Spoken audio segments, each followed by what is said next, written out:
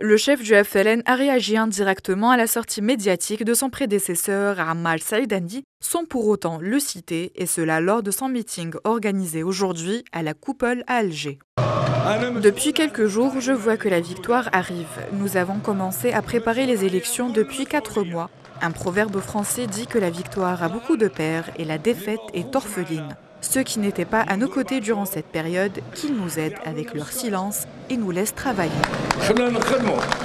6 mois après avoir quitté la tête du FLN, Ammar Saïdani sort de son silence et lance à travers une lettre un appel aux militants du FLN pour s'unir et critique le choix des listes du parti. Je sais que certaines de ces listes ne sont pas à la hauteur des attentes de chacun, qu'elles n'ont pas satisfait tout le monde, qu'elles souffrent parfois d'incohérences et qu'elles peuvent avoir par inadvertance omis ou mal classé nombre de nos militants parmi les plus méritants.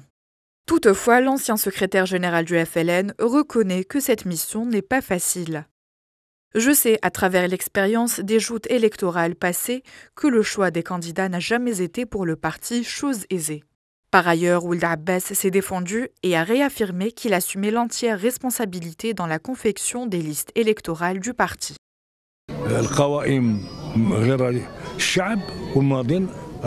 Le choix était le bon et il était cohérent.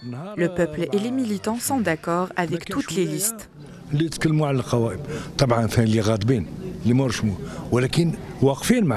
Enfin, Ahmed Ouyahia, le secrétaire général de l'autre parti du pouvoir, a pour sa part répondu indirectement au patron du FLN. Nous ne sommes pas comme les autres à dire que tant que nous sommes au pouvoir, nous y resterons 100 ans. Car si cela devait être le cas, ces élections n'auraient aucun sens. La démocratie non plus. Alors soyez forts et montrez-nous ce dont vous êtes capables de faire. À J-1 de la fin de la campagne des législatives, la tension est à son comble et les différents partis tentent le tout pour récolter le maximum de voix.